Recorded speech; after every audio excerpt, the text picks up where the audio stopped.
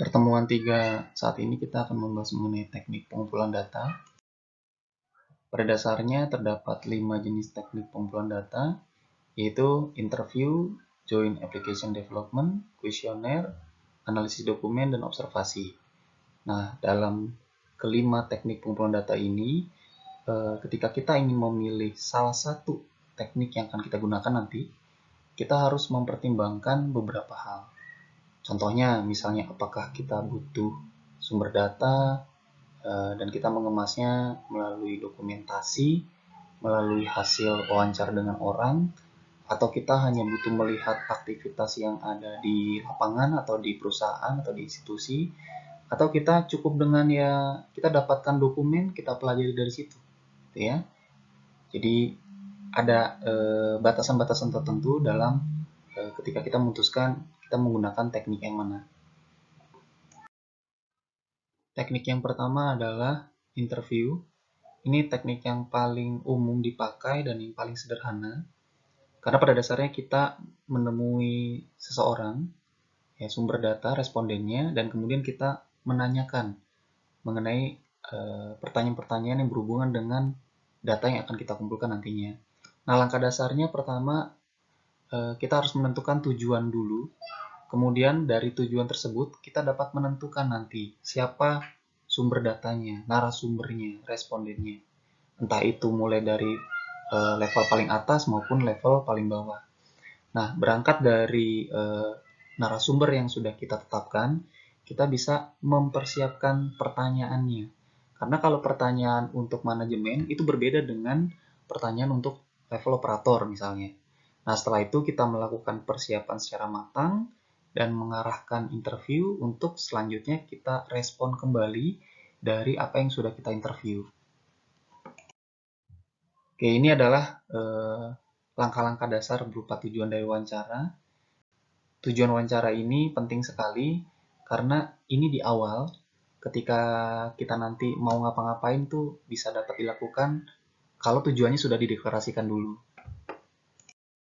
Kemudian setelah dapat tujuannya kita sudah tahu siapa narasumbernya.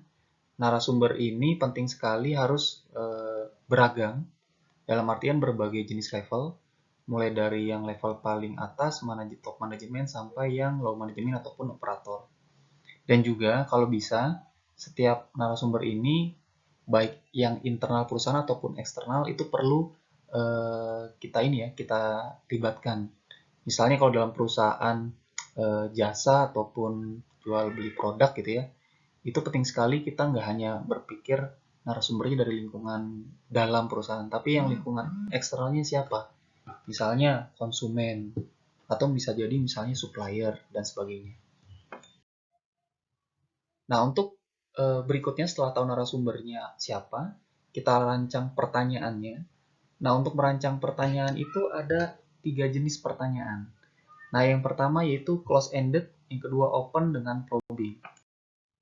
Untuk pertanyaan close-ended, jadi ini fokusnya pada pertanyaan yang jawabannya itu dibatasi sesuai dengan yang diharapkan.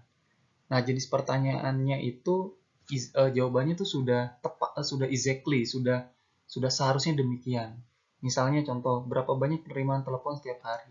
Nah, kita bicara tentang kuantitas, jadi jawabannya nggak akan jauh-jauh dari situ. Bagaimana pelanggan melakukan pesanan? Ini contohnya ada prosedur aktivitas runutan yang ketika dia pelanggan mau pesan, dari mulai pesan sampai nanti pembayaran itu bagaimana. Jadi nggak akan jauh jawabannya dari pemesanan gitu ya. Kemudian pertanyaan open-ended, ini bicara tentang pertanyaan yang jawabannya itu bersifat apa adanya. Nah, pertanyaan ini mendukung diskusi atau elaborasi. Jadi bisa jadi responden itu dapat mengungkapkan hal yang lainnya, gitu ya. Dan ini mendukung pertanyaan-pertanyaan yang skopnya cenderung lebih lebar. Nah, berikutnya probing question. Jadi bicara tentang probing question, itu bicara tentang perluasan dari pertanyaan-pertanyaan yang pertama.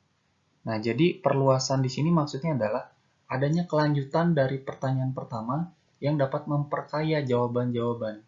Nah, sehingga ini akan mempengaruhi identifikasi data atau koleksi data yang jauh lebih akurat ya. Nah, untuk memberikan pertanyaan dalam interview, itu ada jenis interview tak terstruktur dan terstruktur. Nah, pada dasarnya, bicara tentang interview tak terstruktur berarti interview itu tidak dibuat skema urutan dalam memberikan pertanyaan. Nah, beda dengan interview yang terstruktur. Itu bicara tentang pemberian pertanyaan yang secara komprehensif. Nah, di sini ada beberapa manfaat kalau untuk interview tak terstruktur. Bermanfaat pada mulanya dalam pengumpulan informasi dan tujuannya itu untuk keluasan. Informasi didefinisikan secara global. Kemudian kalau terstruktur bermanfaat kemudian dalam proses dan ada urutan-urutannya yang bisa kita identifikasi nantinya, serta tujuan informasi itu jadi sangat spesifik. Nah, untuk mengajukan pertanyaan, kita dapat memberikan jenis-jenis pertanyaan dari yang sangat umum ke sangat spesifik, itu top down, sedangkan kebalikannya bottom up, dari yang sangat spesifik menuju yang sangat-sangat umum. Nah, apa saja persiapan dalam interview? Mempersiapkan rencana, menegaskan wilayah, menetapkan prioritas jika di sini bicara tentang limit waktu, kemudian menyiapkan yang jelas narasumber yang akan diwawancarai. Nah, kemudian bagaimana mengarahkan interview, ini adalah langkah-langkah dalam memberikan arahan-arahan dalam interview nanti. Kemudian ini bicara tentang kiat-kiat, tips ketika Anda nanti melakukan interview. Dan setelah itu, Anda menindaklanjuti. Jadi pada dasarnya ketika Anda sudah mendapatkan data dari hasil interview, jangan hanya berhenti di, selesai. Anda rekam, Anda record, Anda simpan dalam sebuah dokumen kertas ataupun dalam file digital, tapi Anda harus menemukan gap, gitu ya. Menemukan gap, dan ketika gap itu misalnya ada dan membutuhkan data, Anda bisa membuat pertanyaan-pertanyaan baru yang nanti kira-kira mengarahkan pada jawaban-jawaban baru, berangkat dari gap yang tadi. Nah, ini adalah salah satu bentuk dari laporan interview, dimulai dari metadata paling atas itu catatan mengenai diterima oleh siapa yang diinterview, kemudian penginterviewnya siapa, tanggal, tujuan, kesimpulan, item-item yang dilanjutkan dengan yang catatan-catatan detail. Oke, ini saya asumsikan sebagai contoh ya, bukan pertanyaan. Jadi Anda dianggap sebagai penginterview, Anda melakukan wawancara pada perpustakaan Unicom, dan Anda membahas mengenai program baru untuk membantu administrasi catatan mahasiswa yang meminjam CD skripsi. Oke, jadi tuliskan 5 pertanyaannya. Nah, ini beberapa contoh pertanyaannya. Oke, teknik pengumpulan data yang berikutnya adalah Joint Application Development. Nah, ini bicara tentang pengumpulan data dengan mengumpulkan narasumber, banyak narasumber dalam satu ruang dan satu satuan waktu yang bersamaan. Nah, Joint Application Development dapat dilakukan secara offline maupun online, asalkan mereka berkumpul dalam satu waktu ya, satu waktu yang bersamaan. Nah, pada Joint Application Development, penting sekali harus ada orang-orang yang punya peran di sini. Entah itu sebagai fasilitator, scribe, ataupun narasumbernya, gitu ya. Nah, narasumbernya ini bisa user, bisa juga orang-orang yang di level manajemen. Nah, untuk fasilitator, dia yang akan berfokus untuk mengarahkan kegiatan dari pertemuan tersebut. Sedangkan scribe itu pihak atau orang yang mencatat dari keseluruhan sesi pertemuan. Nah, sedangkan user dengan level manajemen ini adalah orang-orang pihak-pihak yang nanti kita akan tanyai dan mendapatkan input ya, input. Karena diasumsikan mereka mempunyai pengetahuan berangkat dari topik pertanyaan yang akan ditanyakan nantinya. Nah, ini untuk konfigurasi JAD. Jadi secara sederhana bentuknya U, terdapat whiteboard, kemudian ada screen mungkin dibutuhkan, gitu ya, dan ada juga tempat duduk, dan perlu juga ada catatan dan name card itu pengenal ya. Ini skema untuk pertemuan JAD. Oke, ini adalah sesi-sesi yang nanti akan dilakukan. Penting sekali ada support dari manajemen, termasuk user yang memberikan pengetahuan nantinya. Kemudian adanya agenda, dan struktur top-down sangat bermanfaat. Pembahasan mulai dari yang sangat spesifik, top-down itu berarti yang dari general, umum, ke area yang sangat spesifik. Kemudian fasilitator itu harus mempertahankan tiap sesinya sesuai dengan track.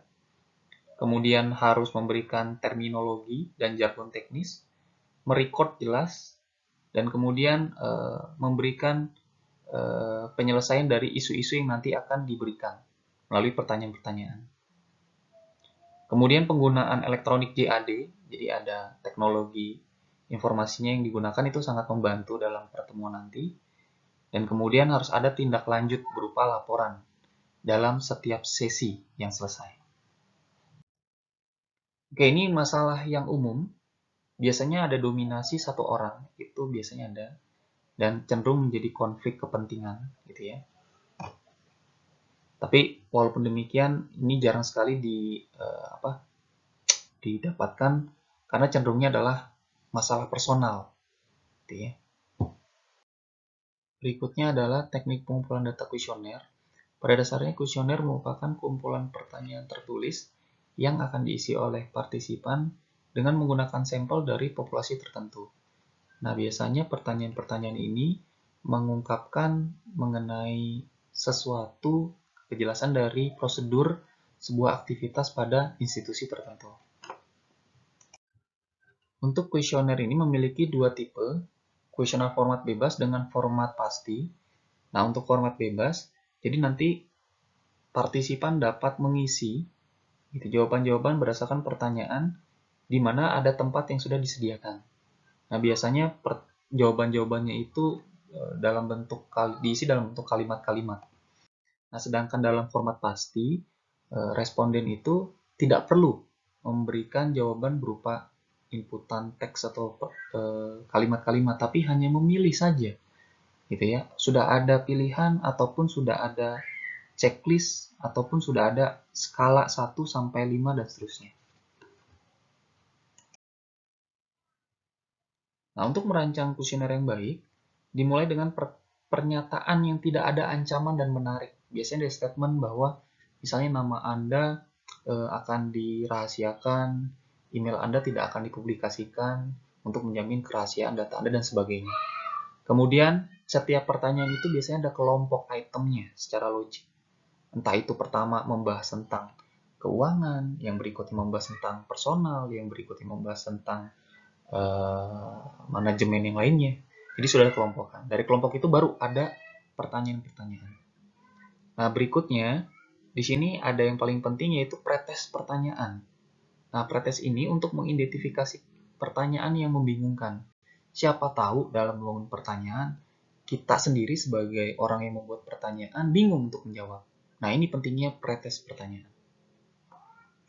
Oke, berikutnya adalah teknik pengumpulan data dari analisis dokumen. Sederhananya, ketika dalam sebuah institusi, saya pastikan memiliki berbagai macam dokumen. Entah itu dokumen kebijakan, dokumen SOP, dokumen peraturan-peraturan lainnya, sampai laporan-laporan tiap bulannya misalnya.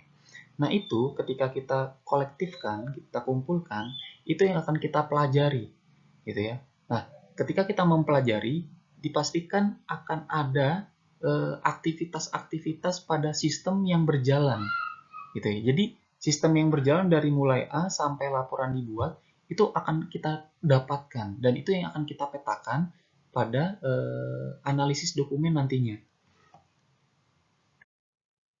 Oke, ini adalah beberapa sampel untuk analisis dokumen. Intinya bentuknya dalam dokumen ya, jadi bukan dalam bentuk audio ataupun video. Oke, berikutnya adalah teknik pengumpulan data observasi. Sederhananya observasi berarti meninjau, melihat, memperhatikan proses yang sedang berjalan dalam sebuah institusi pada bagian tertentu. Misalnya dalam pengepakan barang. Berarti dari barang sudah ada, kemudian dibungkus, kemudian dibuat labelnya dan sebagainya, itu kita perhatikan, gitu ya. Baik dari level yang bagian paling bawah, level operator sampai level manajemen, itu sebenarnya harus kita observasi. Tapi lagi-lagi tergantung pada tujuan kita ingin mengumpulkan data ada di bagian mana, gitu ya. Oke, di akhir, kelima teknik pengumpulan data tersebut harus melihat kebutuhan. Itu yang paling penting. Jadi bukan berdasarkan keinginan atau bisanya kita dalam mengumpulkan data melalui pilihan kita terhadap teknik pengumpulan data, tidak. Tapi kebutuhannya apa? Nah, berangkat dari apa kebutuhannya? Dari jenis informasinya, kedalaman, keluasan, integrasi, keterlibatan user, biaya, dan juga kombinasi teknik. Gitu ya. Jadi ini penting sekali. Berdasarkan kebutuhan data pada slide sebelumnya, ketika dipetakan mana yang paling baik sampai yang kurang baik, itu bisa kita lihat melalui tabel ini ya, tabel kebutuhan yang sesuai. Pertama, misalnya untuk tipe informasi, kebutuhan tipe informasi. Interview ini bisa ditingkatkan tipe informasinya, termasuk JAD dan kuesioner. Tapi kalau analisis dokumen dengan observasi ya, tipe informasinya itu akan sama dengan yang kita dapatkan gitu ya. Jadi tidak bisa dikembangkan. Bagaimana untuk kedalaman informasinya? Nah, untuk interview itu dengan JAD tinggi. Kuesioner medium, sedangkan analisis dengan observasi itu low. Gitu ya. Jadi kalau untuk analisis dokumen dan observasi ini bisa di permukaan. Secara detailnya dapat dari mana? Bisa jadi dapatnya dari pelakunya, orangnya, gitu ya. Nah, untuk itu interview JAD itu tinggi ya. Kemudian bagaimana keluasan informasi? Interview tinggi. Kalau JAD mungkin karena banyaknya orang yang dikumpulkan pada satu ruang, mungkin ini jadi terbatas. Tapi kalau kuesioner tinggi. Analisis dokumen apalagi? Keluasan informasinya tinggi karena berangkat dari berbagai macam dokumentasi, mulai dari dokumentasi inputan, dokumentasi proses sampai dokumentasi output, kita bisa kaji sebenarnya. Kalau observasi itu low, ya. Kemudian integrasi informasi. Nah, ini untuk JAD ini yang sangat tinggi karena kita bisa mendapatkan berbagai macam data informasinya itu dari berbagai macam orang-orang yang punya pengetahuan dari level paling bawah, user, operator, sampai level manajemen paling atas. Sedangkan yang lainnya ini masih low. Nah, untuk keterlibatan user jelas JAD itu tinggi. Karena apa? Karena yang diinterview itu, karena yang pertemuan itu dihadiri oleh banyak orang dan banyak orang tersebut memberikan banyak pengetahuan, informasi mengenai topik-topik pertanyaan atau topik-topik dalam setiap sesi. Nah, untuk biaya sendiri, di sini biayanya kita akan cari yang paling cenderung paling murah, gitu ya. Nah, di sini yang low, termasuk JAD juga low sampai medium nih bisa, tergantung pada pertemuannya berapa banyak orang, gitu ya. Nah, jadi kalau bicara tentang Pak, mana yang paling ideal? Kalau yang paling ideal tergantung kepada balik lagi kebutuhan Anda dalam mengumpulkan data pada sebuah instansi, gitu ya. Pada sebuah instansi. Jadi instansinya tuh Anda harus lihat apakah scale-nya kecil, menengah, atau besar. Tapi kalau berangkat dari kebutuhan berdasarkan kebutuhan tipe informasi, kedalaman, sampai biaya yang menurut tabel ini paling baik, itu ada pada JAD. Gitu ya. Ada pada JAD. Kalau berdasarkan kebutuhan berangkat dari tabel ini. Tapi kalau berangkat dari yang ideal menurut masing-masing penelitian nantinya dalam mengumpulkan data, baik lagi tergantung kebutuhan dalam sebuah institusi, dalam sebuah instansi. Dan apakah instansi itu scale-nya besar, kecil, atau menengah. Contoh sederhana, kalau misalnya perusahaannya perusahaan kecil, yang misalnya ada satu pimpinan dengan lima katakanlah staf atau karyawan dengan bagian-bagian yang berbeda misalnya. Nah, saya pikir itu sudah cukup dengan melakukan interview. Atau misalnya kebutuhannya scale-nya besar sekali, tapi lagi-lagi terbentur masalah biaya, gitu ya. Jadi sebuah perusahaan misalnya BUMN, banyak karyawannya, tapi biayanya sedikit nih. Kita sebagai peneliti yang punya biaya tidak besar gitu ya. Kenapa nggak kita menggunakan kuesioner? Kuesionernya pun pakai file digital, gunakan Google Form. Itu sangat murah, gitu ya. Pak, tapi meniadakan kualitas dong, Pak. Bukan berarti meniadakan kualitas. Itulah pentingnya nanti Anda melakukan analisis. Analisis Anda mengidentifikasi, Anda kemudian mendapatkan masalahnya apa, dan Anda membangun sistem yang kira-kira nanti berangkat dari evaluasi tadi apa yang kira-kira yang bisa diperbaiki. Oke, ini adalah pertanyaan. Jadi silakan nanti Anda jawab secara mandiri, tapi bukan tugas ya. Nah, dan ini adalah yang tugasnya. Jadi silakan nanti Anda kerjakan dan tuliskan dalam dokumen yang sama dengan tugas sebelumnya. Nanti ini yang akan dikumpulkan pada pertemuan ke-7. Oke, jika ada yang masih kebingungan, silakan tanyakan saya. Ya, bisa lewat WA group ataupun email. Sekian untuk pertemuan saat ini. Terima kasih.